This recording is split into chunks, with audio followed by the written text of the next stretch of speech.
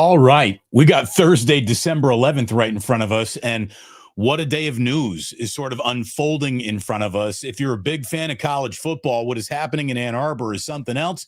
We're going to talk about that. We're going to talk about one of the all-time downward spirals happening right in front of our eyes. We're going to talk about some historic bag fumbles along the way. But welcome. It is really good to have you back here. Thanks so much for coming back to Damon Bruce Plus. Hit like and subscribe if you would, please. The more you lean into that like button right now, the more this video gets pushed across the good old interwebs. And of course, you hit that subscribe button. It really helps build the audience. You hit that like button, makes this show nicey nice. Thank you so much. You want to become a member? There's plenty of merch out there. You got some Christmas shopping coming up. Oh, my goodness. Thank you so much for supporting me, and thank you for supporting the sponsors. A great way to support what we're doing over here, starting with our friends at Sleeper. Our friends at Sleeper right now are offering a $100 deposit match, up to $100 when you use promo code Damon on the link that is right in the top of the description of this video. Check out Sleeper for the best fantasy plays, best promos, best prop bets. You're going to see huge payouts. Have fun, be responsible. Our friends over at Sleeper got a hell of an app. I need you to check it out. I want you to check it out. Use promo code Damon when you do. My man, Ike, you want to talk delicious every single day. Ike is ready to talk delicious with you. One of the best sandwich shops in the world, and hopefully there's one opening or near you soon. The ever-expanding Ike's Empire. If you are a part of it, sign up for that Love Rewards program. And I'm going to tell you right now, how about this? You use promo code TREAT now through December 17th, and you get a free dessert with any sandwich. My man, just giving it away in the holiday spirit of the times. And, of course, we thank the Dubliner West Portal for always supporting us. Where are you going to watch that Sharks game this afternoon during happy hour? Where are you going to watch Warriors, who should be at full strength, tomorrow night? Where are you going to watch 49ers and Titans this weekend? Check out the Dubliner West Portal. Love those guys. Kenny and John, thank you so much for all of your support. Thank you, all of you, for all of your support. Let's just get right into what is just one of the all-time opportunities thrown away over chase and tail. I mean, you got to be kidding me. You got to be kidding me. Sherrone Moore is dropping one of the all-time meltdown bag fumbles in real time, and the story just gets worse and worse. And the more questions that get asked, the worse and worse it sounds like it could get. This is really something else. Just sharing you from the ESPN story, which again has been breaking since last night. Moore, Michigan's now ex-coach, he was let go, remained in custody at county jail as a suspect in an alleged assault on Wednesday, just hours after he was fired as the Wolverines football coach for having what the school said was, quote, an inappropriate relationship with a staff member. So there's a lot of real information out there. There's plenty of fake information. There's a lot of funny, made up, just trolling from Ohio State fans information out there. There's a story that a DoorDasher actually brought a Plan B to the Michigan football office. Was she preggo? Did he force an abortion? The answer to that looks like it might be a strong yes. I got to tell you something that I really probably shouldn't even share with you. And I don't want to identify anyone here. The minute the picture of the woman who is involved here went out, a buddy of mine reached out to me and said, I used to coach her in high school basketball.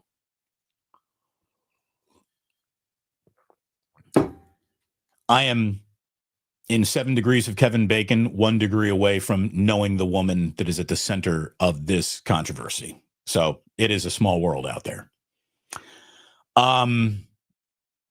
Did he break into his girlfriend's house? Did he hold her at gunpoint? Was he threatening to kill her himself? Look, as the timeline comes out and as the story unfolds, we will get more information for sure. TMZ already has audio of a woman claiming that he attacked her and stalked her for months. Is that the same woman? A new woman? What is going on there?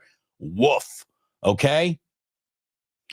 But one of the things we now know is that the rumors about this, which, by the way, we're going back to summer, before this football season even started, in the darkest corner of Big Ten football chat rooms, there was a story that Sherrone Moore was sleeping around with people he should not be sleeping around with. Number one, he's married. Number two, he's got kids. Number three, he's the head coach of Michigan. And you cannot basically, there's probably a nicer way to say it. And I understand that she's a girl, but you're not allowed to fuck the water boy when you're a head coach. And I know that this woman might be a position a lot higher than water boy. Maybe she was the assistant administrator to the head coach. I don't know what is going on here or what anyone's title was other than his title said head coach. When it says head coach on your business card, you are then responsible for everything. And what's amazing to me is how you can stand in front of a room. I mean, so back in the day when young men were, chasing women more than they were chasing internet clout, back in the day, a day that really doesn't even exist anymore, coaches would tell you that there's an awful lot of football to coach, but half their time is also making sure that all their young men keep it in their pants. And if they do take it out of their pants, it's in a consensual, willing, everybody's on board with what's about to happen situation. For you to stand in front of a group of young men who are all just boiling over with testosterone, they're at the I feel invincible phase of their life. And, thanks to NIL, everybody's got a little jingle jangle money in their pocket now. These guys are feeling untouchable. And one of the things I'm guessing you need to do is make sure that guys are making the right choices when no one is looking. That's what character is all about. Sports don't build character, they reveal it. Have you ever heard anything like that before? Well, character is who you are when no one is looking. And as a head coach, you get up in front of a room of young men and you preach and try to install in them the kind of character that means when no one's looking, you're still making good choices. You are a gentleman. I know that's a weird concept for some people, but that's part of the job. How can you ask a room full of young men to do that when you can't even prevent yourself from doing it? Well, things get complicated around the No. This is one of the all-time bag fumbles. Do you realize that this guy who is a head coach of a Big Ten university, a young man at the dawn of his career, just went 9-3. There's a lot of talk. What Adam Schefter, a Michigan guy, comes out and says, well, there was an awful lot of pressure that Sherrone. There's an awful lot of pressure, period, no matter what. Welcome to the dope show. Of course there was pressure. There was internal pressure for Sherrone Moore that, I'm sure he has elements of internal pressure that an African-American coach understands that I get it, but guess what? You're all on a hot seat. And oh, by the way, if you don't mind me saying, as coarse as this is going to sound, if you are a married father and head coach of Michigan who happens to also be a black guy, you probably should not start fucking the blonde staffer.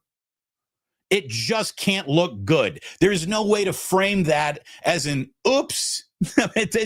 You just need to make better choices. Good God, you're in a multi-million-dollar job that gives you a position of influence in the state of Michigan that is tantamount to being the damn governor. You are a man that an entire alumni base is supposed to look up and towards and say, this is the guy right here. And you can't keep it in your pants? That's pathetic. That's pathetic. I mean, could you go rub one out in the corner, for God's sakes? What's wrong with you? Now, was she a willing participant until she became an unwilling participant? That's why you never go there in the first place, because things do change in relationships. It is insane. It's insane that this guy would create a booby trap for himself to fall into, no pun intended there, but it's insane. It's insane how often this happens. It's insane. I'm going to tell you right now that I feel like I can speak on this with authority. Because guess what? I am. I'm a lot of things, right? I'm a lot of things. But I'm a man of my word. I'm a man of my word. I'm telling you right now, you could literally line up the 10 women that I think are, among the hottest women in the planet, put all of them absolutely buck naked in front of me and said, Damon, pick one. Jillian will never know. No one will ever know. I wouldn't do it. I wouldn't do it. You want to know why? It's because I made a vow. Like, that's a promise on steroids, right? I made a vow. I pledge in my life to be loyal to Jillian. I would never go back on that pledge, so I can look at myself in the mirror, so I can look at her in the eye. That is called, look, I don't have much discipline. That's one thing I am. I don't lie. I don't promise someone I'm going to love you forever and then don't. It's unbelievable that people are just so casual with the concept of, I've chosen a person. Yeah, I'm going to cheat on that person just for some dalliance. I'm just going to go get my rocks off over here. It's nuts. I mean, where are the real men in the world? Where are the real men in the world who stick to their vows, whose character defines them? That's all I got left. Let me tell you, I used to have this really big radio job that paid me a really nice salary. Both of those things were taken away from me. I got all sorts of reasons to not feel like myself anymore, but I still got my character, and they're never going to take that away from me. Sherrone Moore is never going to work again. Who could ever look at this guy and say, yeah, you're the right person to be responsible for a group of anything? It's amazing to me. It's amazing to me that someone could be so ridiculously cavalier with one of the greatest opportunities any person in America has. You're the head coach at Michigan. Like, all you got to do is pretty much not fuck that up, right? And I'm going to tell you right now, Michigan, you're filthy. You're an absolutely filthy program. Absolutely. I mean, from Jim Harbaugh and Connor Stallions, who are both show cause level cheaters. Their athletic director, what's his name again? I wrote it down here. What's his name? Ward Manuel. He needs to be fired today. Are you kidding me? Michigan, you need an enema. You got a lot of shit to the point where, honestly, the Big Ten should just suspend them from all Big Ten participation for a year. This is a school that got caught cheating and said, okay, we're just going to go on doing some sketchy ass shit. It's unbelievable. It's unbelievable. Jim Harbaugh, his pal Connor Stallions, you're frauds. You're cheats of the first degree. Jim Harbaugh's national championship at Michigan is worthless. They cheated to get it. We all know it. How they get to keep it is beyond me.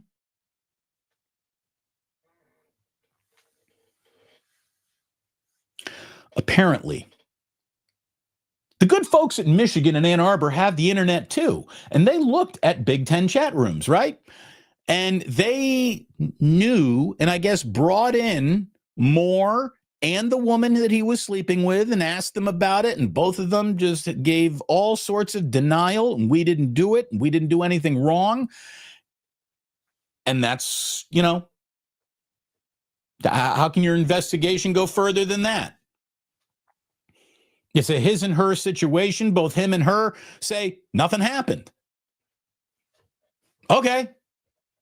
It's really hard to prove a negative. How can you prove to me beyond a reasonable doubt you didn't read that book? You can't. You can't prove to me you didn't read a book. Other than it's 2025 and who reads books anymore? I guess there's that. By the way, I'm reading a book right now. It's really good. It's called Notes on Being a Man by Scott Galloway. It's about kids growing up in a digital age and just how, there's some dark forces out there. And because I'm a father raising two young men in a world that I wasn't unfamiliar with, I'm reading this book and it's been fascinating. That's why I'm a little bit fired up on the topic of what real men and how men are supposed to behave. Because there's a generation that has lost its way out there. So Michigan says that, they did their due diligence when this came up. They interviewed and they talked about it. But now here they are. Months later, what changed? She came forward. She came forward and said, yeah, there is something. And is that when he started threatening her? If he did, allegedly, is that when he broke into the house and all that stuff? Look, we will know more about the timeline, but all I can tell you is that we're never going to hear about this dude again. He is done. He's done. You want to talk about bag fumbles? This is an all-time bag fumble. It really is. It's an all-timer. Because with all the other bag fumbles, it's usually just like, oh, you got fired, you got embarrassed, and now you don't get your money. This dude is literally, as we speak right now during this live stream, sitting in a jail being mentally evaluated because he might be a cutter. He might be somebody who does self-harm. He is that desperate of a mind space because he does realize that over a slice of ass, he just gave away his entire life. Over one buttered muffin. I hope it was sunshine, dude.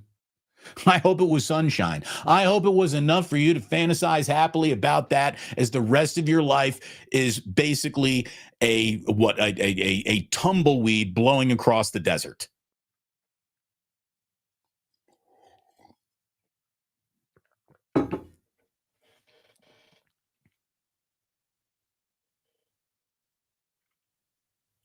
The bag fumbles. You want to talk about the all-time bag fumbles in the history of sports? I mean, you can look at it just from a financial consideration, and there's still one king of them all. The all-time bag fumble belongs to Spencer Haywood. Spencer Haywood, in the late 70s, was given a choice by Nike. You can have 10% equity in Nike or $100,000. Spencer Haywood took the $100,000 over the 10% equity in Nike, which is basically worth billions of dollars today. So that is, I mean, that's, instead of having the billions today, you took 100,000. Spencer Haywood, one of the all-time bag fumble, if you really think about it in sports. Dennis Schroeder, that's an easy one, right? He turned down an $84 million extension with the Lakers. He hit free agency and was playing the next year on a one-year, $6 million deal with the Celtics. Turned down $84 million guaranteed over multiple seasons, only to land in 1 year, $6 million. That is a bad choice. But those are just like financial decisions.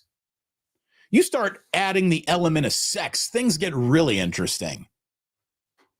Let me just bring you back to a guy who not even a year ago, like a calendar year ago, right? A calendar year ago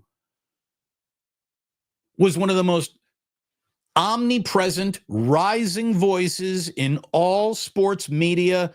Every time you turned on your TV, every time you were looking for a podcast, every single time you went on YouTube, who was waiting for you? It was Shannon Sharpe. Shannon Sharpe got elevated to, to ESPN. He's sitting there on First Take now. And look, regardless of what you and I think of First Take, that's a big stick. Whenever I see my buddy Joe Fortenbaugh on First Take, I don't like or watch First Take, but I'm so happy for Joe. That is so great for his career. That's Walmart, baby. That's Walmart. Everybody shops there. Shannon Sharpe right now is back to being a boutique. Dude was Walmart a year ago. He's back to being a boutique. Why? Because he paid for a C-minus hoe. Is there no other way to say it? Have you seen the check that Shannon Sharpe gave away? Multi-million dollars of career opportunity and exposure and platform for First of all, it's kind of gross. She looked like she was 14 with a fat ass. Shannon Sharp's got a C- hoe. He went to an OnlyFans amateur because it was more fun to chase her, I guess, than a Las Vegas pro. Like, seriously. How pathetic is that?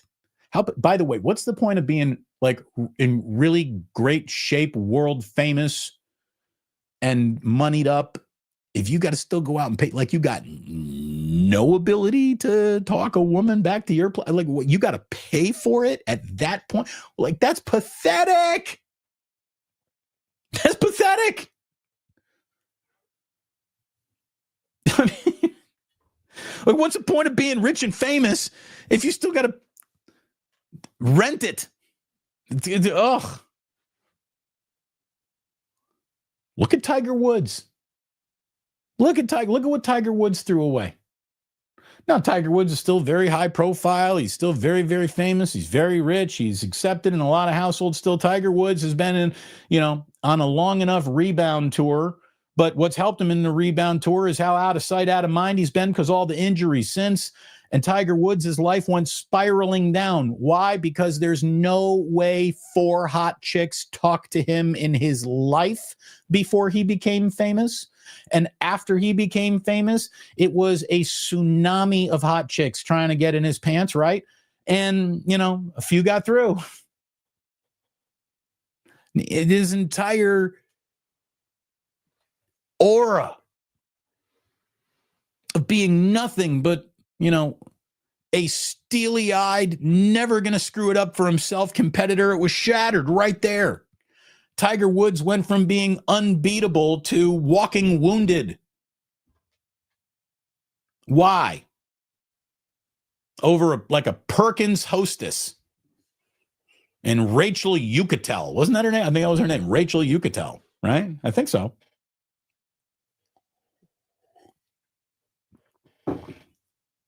Sex takes down football players. Sex takes down golfers and everyone in between. Like, keep it in your pants, dudes. What are you doing? Then you got some like bag fumbles that are like only available to the rich and famous. Look at Donald Sterling. Donald Sterling's ultimate bag fumble turned into like $1 billion payout for him when he had to sell the Clippers. But I'm going to tell you right now, being thrown out of the NBA forever because you're a racist asshole will be in the opening paragraph of that man's obituary. I mean, that's a hell of a trade out. Is there enough money that you could have that you would be comfortable with universal ridicule? To me, no. No. Then I started thinking about this like a little bit more esoterically, I guess. And, what you made on the night you committed your crime, air quotes, as opposed to what you would have made had you not done any of that. Pete Rose, instead of being a godlike baseball figure who wore a Hall of Fame jacket for the vast majority of his life, and think about all the card shows he could have gone to as a Hall of Famer. And Pete Rose is good on the air. He would have been on TV more. He would have been somebody that was at the center of baseball conversations for 4 decades, like being in the center of good baseball conversations. But no, Pete Rose decided to win a couple of $1,000s on the Cincinnati Reds, betting on the sport of baseball. And he is then consigned to a life of shame and ridicule and having to sign. Here's how pathetic it got for Pete Rose. At the very end, when he finally admitted that he bet on baseball, if you saw him in a card shop, and he would sit in that card shop in the Vegas Forum, you could walk in the Vegas Forum and see sad ass Pete Rose sitting in there signing cards. It was fucking pathetic. And what made it even more pathetic is he'll sign an autograph, Pete Rose, for $100. He'll write the words, "I'm sorry," for $200. And for $500, he will actually autograph your book, your baseball. "I'm sorry, I bet on baseball." How pathetic. Over what? Over the instant gratification of, I won a couple $1,000s on the Reds tonight because I called my bookie. It's just Does nobody do risk reward? Does nobody do any risk reward math on anything? It's shocking to me. It's stunning to me. It really is. Look, I want to thank everybody for being here. Thank you so much for stopping on by. Thank you for hitting like and subscribe. Again, we're trying to get to 50,000 subs. We wanted to be there by the bye week. We missed our window, but it doesn't mean it still isn't going to happen, and it'll happen sooner. If you tap that subscribe button, thank you very, very much for doing so. Let's talk a little bit about something else that is not in the news today, but is certainly on the internet today, okay? Robert Saleh apparently has some buzz about him in Las Vegas. They wanted to bring in Saleh as a defensive coordinator. Now there's talk that they might come back from him. We did yesterday's show on what the Raiders could ever do to fix their situation. And I honestly, it's hard to really find it coming into focus what the Raiders could ever do to fix their situation, because even if you got it all right, you're then never playing a home game.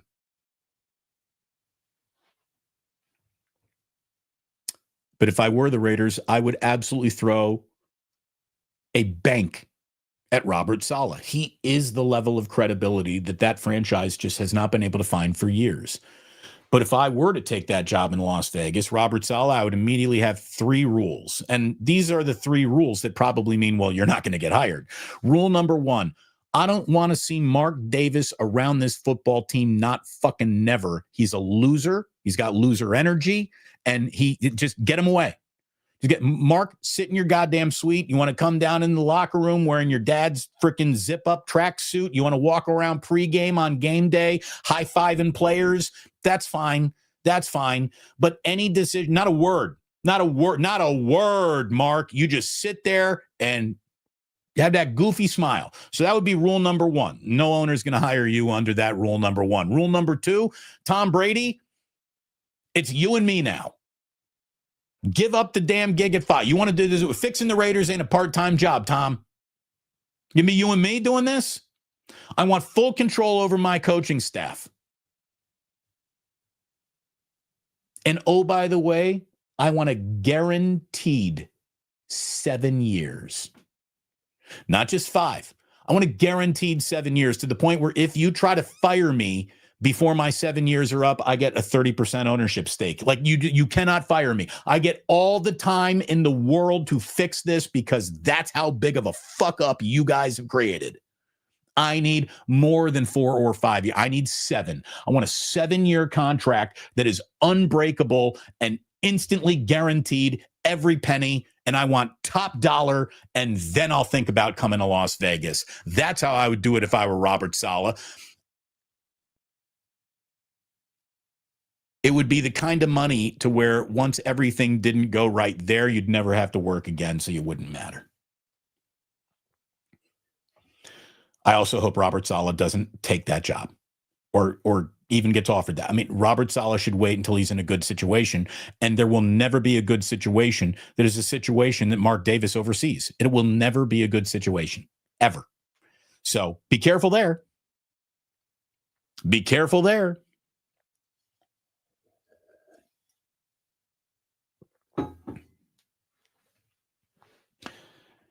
I saw something today that just interesting stat about one team made me instantly think about the 49ers, and that's what I want to share with you right here. So, when you think about having a bad offense, what do you think about? You think about, that bad offense causes turnovers. That bad offense is responsible for putting your defense in a bad spot from a field position standpoint. And it's also, your defense is going to be in a bad spot because they're just going to play more of this game than the offense is, because your defense is going to be bad out on the field longer than your offense is, because your offense isn't good enough to stay out on the field. Keep those chains moving. And so that's how you always think about it. At least that's how I always thought about it. Gary Dulac, who covers the Steelers for the Pittsburgh Post-Gazette, was doing a little analysis of what's wrong with the Steelers. And what he came away with was this: Pittsburgh has run a league low 718 offensive plays and allowed a league high 897 plays against their defense. Based on the fact that NFL teams average about 62 plays per game, Pittsburgh's defense has been out there for about 180 plays more, which means the defense that the Steelers have has already played the snaps equivalent of 3 more football games this season. This is like, mileage. We don't look at the NFL in terms of load management at all, and I never want to. But if you want to ask, how do you rub a defense down? How do you grind a defense down to its nub? Overextend their amount of snaps in every single game that they have to play. Could you imagine right now what it would look like if the San Francisco 49ers defense had been on the field for 180 more plays than they have been this year? Then the Niners would not have a good record if that's where they were. They would not. So it got me thinking, what is that number? And I looked it up.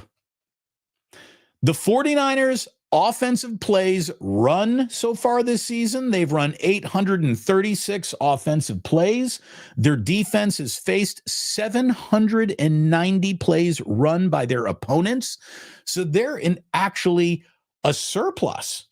The offense has played more than the defense. And thank God, because could you imagine the difference between that, by the way, is 107 plays. Could you imagine if in this season, this defense had faced 107 more offensive snaps?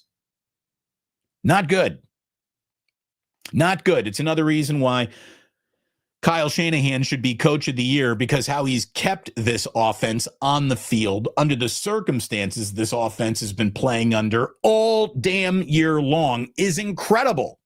It really is.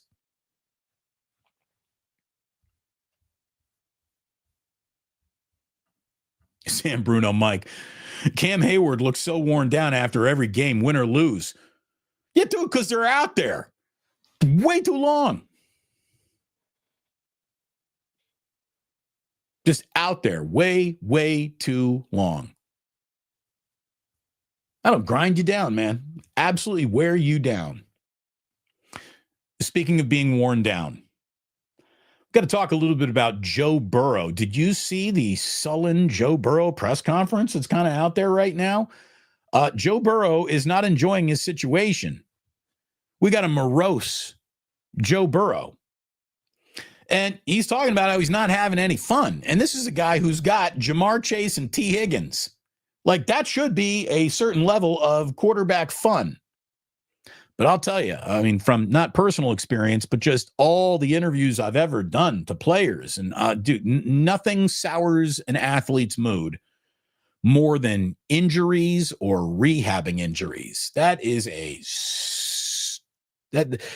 solitary, awful thing to have to do once in your career, much less as many times as Joe Burrow's already had to done it. Like Joe Burrow, he started his career with a torn ACL, PCL, MCL, meniscus back in 2020. He had a dislocated finger in 2021, an MCL sprain in 2022, a calf strain, a torn wrist ligament in 2023, and most recently a turf toe, which caused him to miss most of this year. Burrow said, "I think I've been through more than most." The quote continues, "It's certainly not easy on the brain or the body. I'm just trying to have fun doing it again. I want to keep doing this, but that's what I'm trying to do with myself. I have to have fun doing it. If it's not fun, what am I doing it for?" Well, there is a huge pile of money, but obviously that's not Joe Burrow's Jesus right now. He is not having fun playing for the Cincinnati Bengals. And in Cincinnati, you got fans wondering if this could be Andrew Luck 2.0.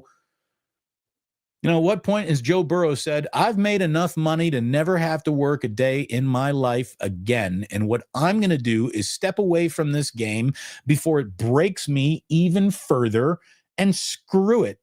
The draft attached me to one of the all-time perennial loser franchises, and I can't overcome just the losing nature of the Cincinnati Bengals.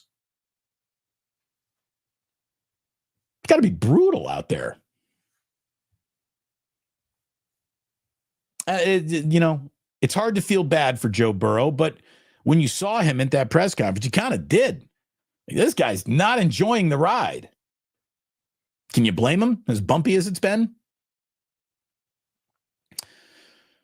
Maybe what he needs is a trip, a little vacation. Now, I don't know if going overseas with the Cincinnati Bengals would ever feel like vacation, but we will have more NFL teams overseas in new locations. A little story that came out yesterday. The NFL announced that it's going to continue playing regular season games, and it will play a regular season game in Munich next year. So that could very well be the Lions, who are expected to have an international game. International games are also scheduled for Melbourne, Australia, Rio, and London. Let me tell you, that flight to Australia is asking a football team to go through a long flight. Jeez. Rio, London, that's a hop, skip, and a jump away compared to Australia. But there are going to be more international destinations picked. I'm telling you, it's only going to be a matter of time before China, Japan, Singapore, they're going to go to where the money is. And there's a lot of money there in those places. The NFL is going to have a straight up every single week. You're going to get an international game like you get a Thursday night game. I think that's going to be the future of this league. I really do.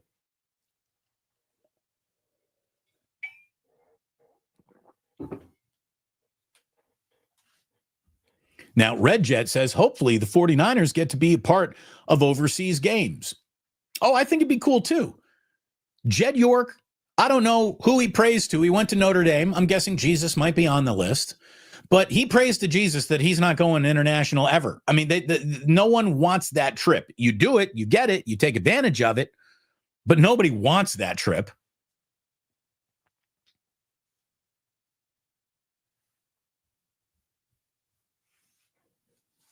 It's a level of international business that's a spigot of money that they're just going to keep turning up higher. They're never going to turn that off again. We got Mike Baker on the drums. Thank you very much, Mike. He says, we need a super chat. Off topic, but have you and Larry ever asked Kyle why he doesn't go out and check why he doesn't go out and check on players when they get hurt? First of all, Kyle Shanahan was standing right over Trey Lance when he broke his ankle. And for the most part, the reason why coaches don't go out there is because no player wants to see a head coach standing with a concerned look over their faces as they're laying on the ground. That is where you have your team trainer go out there. You don't. How about this? Good news doesn't travel by helicopter. You've heard that, right?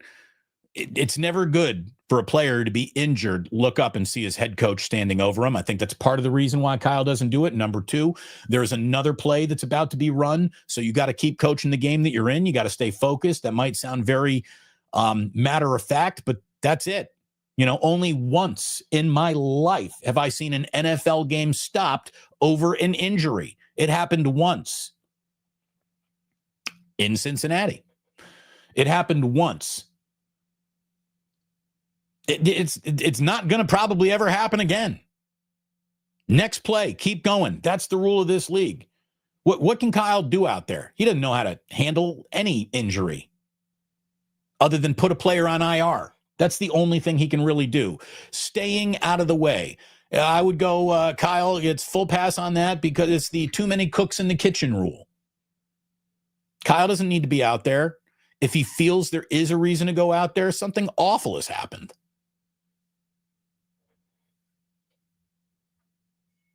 So that would be my reasoning as to why you haven't seen it.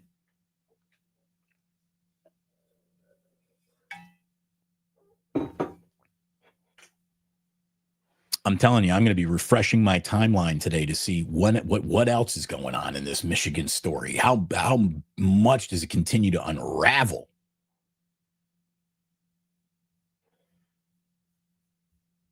Chef A. Too many cooks? Not possible. I can use all the help I can. Let me tell you, head chef.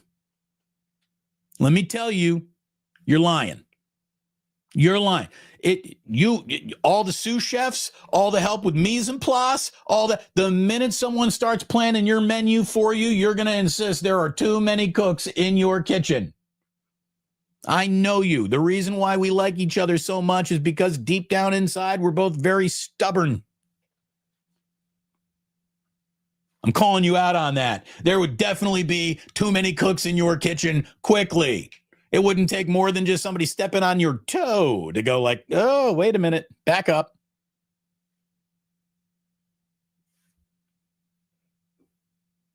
Love you, Chef A.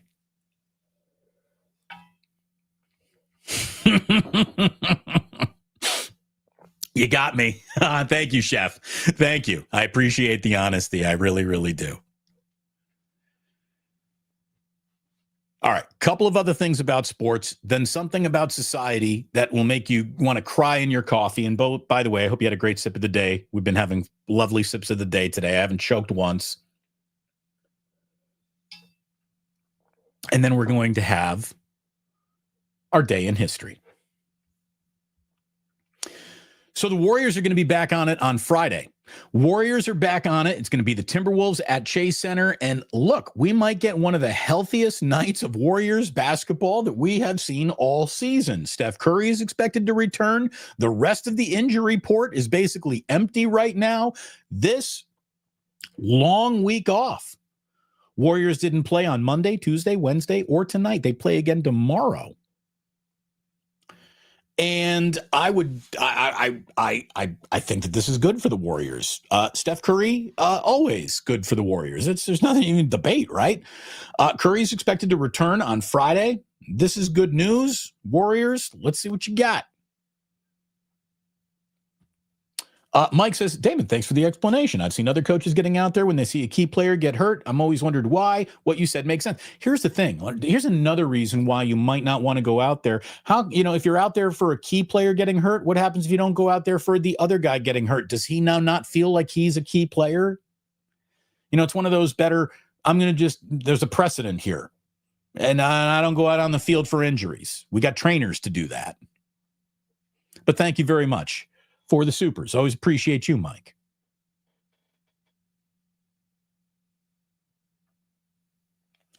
Damon, if you're ever in Piedmont, check out Timeless Coffee. They're a vegan cafe that'll give you belief that vegan food can be enjoyable. Look, I've tried things that are, vegan. They didn't tell me it was vegan. I ate it and I was like, oh, that was good. And then they're like, oh, vegan. And I was like, after the fact, fine. But no, I basically reject that. And I will be going to eat places that serve raw hunks of pork before I go any place that's vegan. Sorry. I got to be me.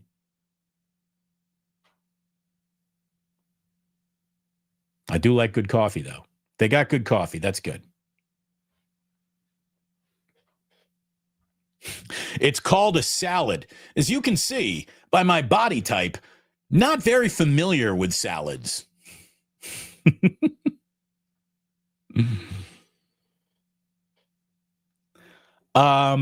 Sharks at Maple Leafs tonight. Sharks at Maple. Did I say tonight? You get Sharks at Maple Leafs during happy hour. Go Sharks! Go Sharks! Sharks at 4 o'clock. You can put your Sharks out before the kids even come home. Get a couple periods in before you got the pitter patter, little feet all around the damn house. Go Sharks! Sharks and Maple Leafs. I'm excited. I'm in. I'm in. Sharks, I'm in.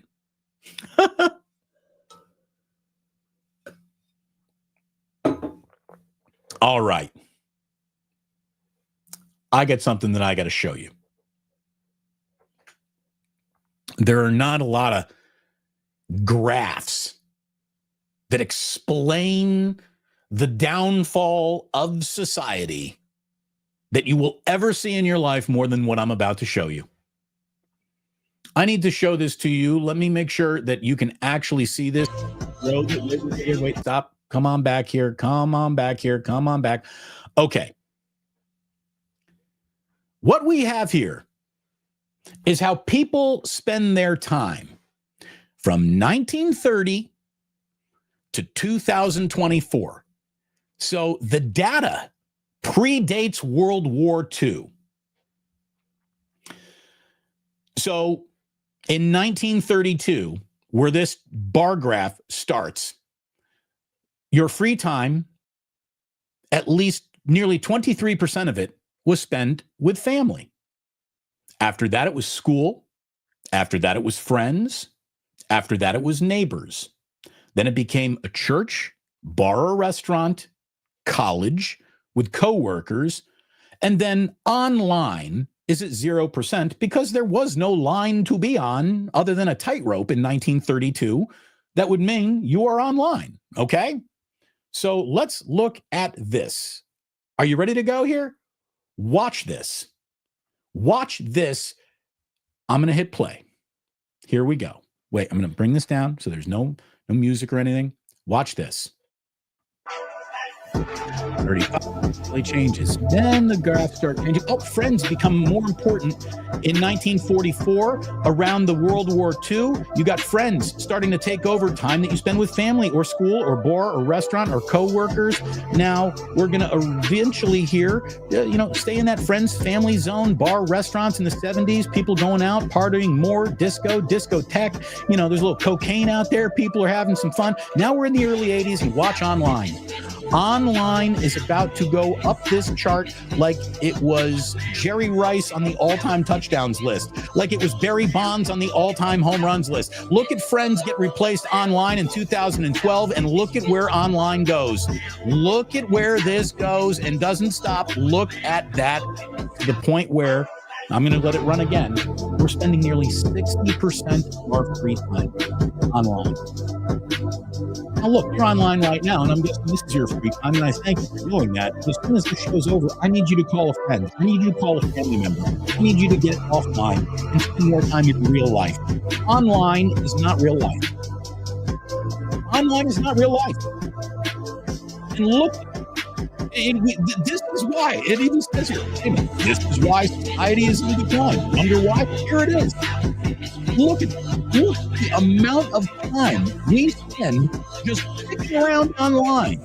I mean, I'm sure some of that is nice. And, you're connecting or sending an email to your parents or something. Like, there is some elements of being online that are very good. But good God, should we be spending 60% of our free time online and 20 friends have dropped to 13%, coworkers 8%, bar restaurant 4.9%. This is I saw this and I had to share it with you because it was just, well, it confirms what we all know, and it's just stunning and sad. And are you kidding me?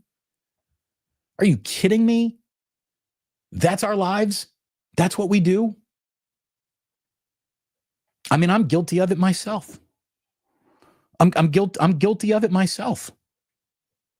My wife and I are always talking about we got to put our phones down in front of our kids. We got to just be more present. Again, the very first step in recovery is admitting you have a problem, right? It's why I'm reading that book. I'm specifically reading a book because, number one, I think it could help me raise my kids. And number two, I need to be looking at fewer screens. I need to get out of screens. I'm a 50-year-old man. I'll be 51 years old in March. And I got to tell you, reading a book is a different thing now than it was just 5-10 years ago. Like, just being able to concentrate on a page sometimes is a chore. I mean, we're so used to the dopamine hit of give me something new, give me something interesting, give me something to laugh at, give me something that angers me, give me something to just sit and focus on a singular topic for any amount of time is just, it's harder and harder to do now than ever before. Get offline, get in a book, spend time with people whose company you enjoy, and try not to bang the head coach intern. This is all good advice. All good advice today here on the show. Are you ready for a little today in history? Guess what I forgot to do? Guess what I totally forgot to do? I forgot to look up whose birthday it was. So happy birthday to everyone who is a celebrity who I've totally forgot about today. Happy birthday to you. Today in 1769, Venetian blinds were patented over in England. I hate Venetian blinds. I can't stand them. I don't like the way they look. They always break. They always get wrinkled. They always get snapped. They always get bent. Venetian blinds. Ugh. Ugh.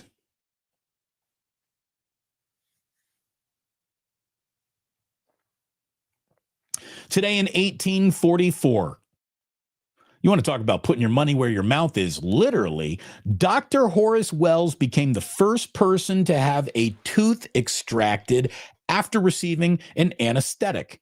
He took nitrous oxide for the dental procedure, which was done by Dr. John M. Riggs. This was in 1844. You know, way to buck up there and put yourself in that seat, Dr. Horace Wells.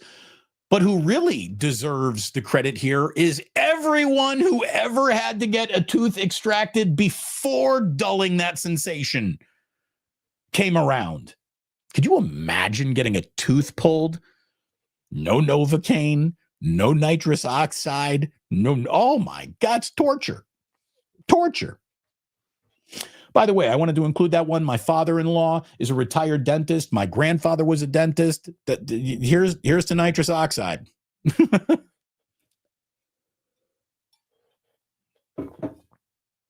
Could you imagine?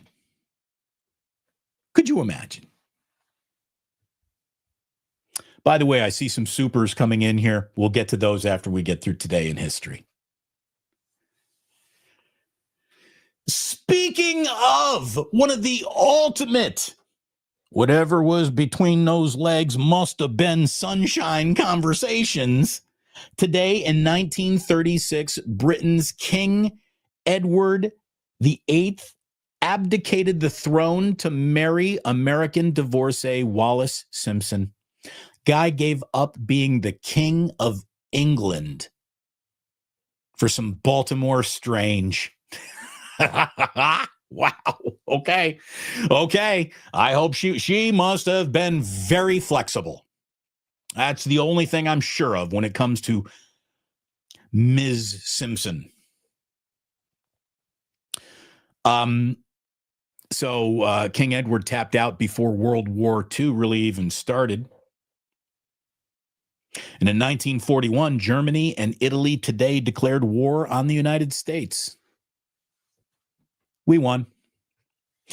Today in 1964, by the way, yesterday was the death of Otis Redding. Today in 1964, Sam Cooke was shot and killed by the motel manager of the Hacienda Motel where he was staying. Ugh, another, just listen to that voice. Nobody in music has ever sounded like Sam Cooke. I told you yesterday, get yourself some Otis Redding. Today, get yourself some Sam Cooke. That's Cook with an E on the end of it, by the way. Today, arguably the most important day in the history of mustaches. In 1980, today, Magnum PI premiered on CBS, and instantly, Tom Selleck became the most recognizable mustache on the planet. Today in 1981, Muhammad Ali fought a fight he probably shouldn't have fought. His 61st and final fight, Trevor Berbick. It's one of the saddest things you will ever see. Don't even see it's sad. Muhammad Ali was being abused by the people that managed him for money at that point, and he was sent into that fight punch drunk before the bell rang. It did not go well. Today in 1987, the movie Throw Mama from the Train was in theaters. Not a very good movie. Empire of the Sun was in theaters, a very good movie with a young Christian Bale and a story about being interned in Japanese internment camps when he was over in Japan. It's fascinating. It's a really good movie, really good story. Great. John Malkovich, a young John Malkovich is in that movie. Really good movie. Christian Bale as a, 13-year-old in this movie. You can be like, oh, this guy's going to be a hell of an actor. That's a really good movie. And an even better movie than that also came out today. You had the choice. What are we going to go see? You want to go see Throw Mama from the Train? You made a bad choice.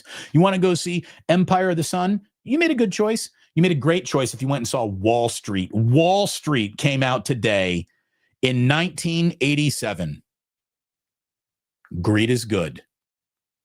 I think that's pretty much the, that's the new American motto, is it not? Greed is good. Shame on us all.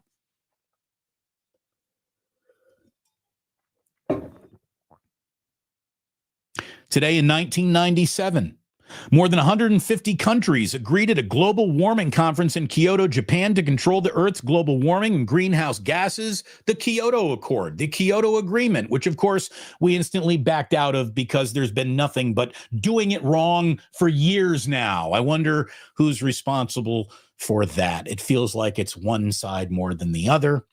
Also, speaking of galactic assholes, today in 2008, Bernie Madoff was arrested for bilking clients for hundreds of millions of dollars. The amount of lives he destroyed, that son of a bitch.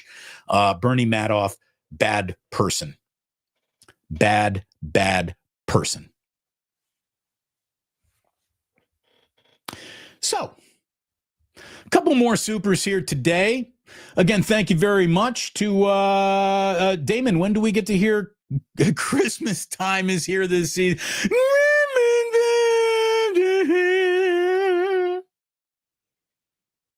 See, the radio misses me. If I played it here, I'd get flagged for content. I can't play it, unfortunately. But Christmas Time, it is here. Thank you, Tom. It was one of my favorite radio bits. Trying to get Ray Ratto to sing along. It never went particularly well. By the way, Excessive03 says, Damon, I'm a stay-at-home dad. You and other podcasters keep me entertained while I do the boring work like my favorite, the laundry. Thank God for that, Ned. Thank you very, very much. So laundry is the bane of my existence. I hate laundry so much. I can't do it. Laundry. Bleh. I hear you, man. Chef A. Hey, anybody watching Iverson? Really good. What is there a documentary now about Iverson that I don't know about? Is there a new documentary about Allen? Chef A, you're telling me about it. Allen Iverson is one of my absolute favorite players of all time. The Hoya Paranoia, when he would do Allen Iverson at Georgetown, is the fastest thing you will ever see on a basketball court in your life. I will check that out. I will absolutely check that out. So, thank you so much for watching today. Thanks for hanging out today. Oh, by the way, Sam Batesh was supposed to join us today, but unfortunately, a meeting popped up. Sammy couldn't join us today. We'll see if he can get here tomorrow. If not, well, he'll be with us next week. We'll definitely be back at it for Wake Up. It is game week again for the 49ers. Yours truly and Larry Krueger, 9 a.m. Friday, West Coast time. We'll be co-streaming on our channels, a little Wake Up for you. In the meantime, thank you very much for hanging out with us today. Great to see you once again. It is a pleasure to have you here. Now, get offline. Go outside. I know it's a little chilly here in San Francisco. Go outside. Be a little chilly outside rather than go just watch that next video. Some friendly advice from Uncle Damon to you. Thank you very much to everyone for a super, for your likes, for your subscriptions. Thank you for eating at Ike's. Thank you for checking out Sleeper. Thank you for going to the Dubliner West portal. And thank you for remembering, as always, that sports don't build character, Sherrone Moore, they reveal it. And like that, he's gone.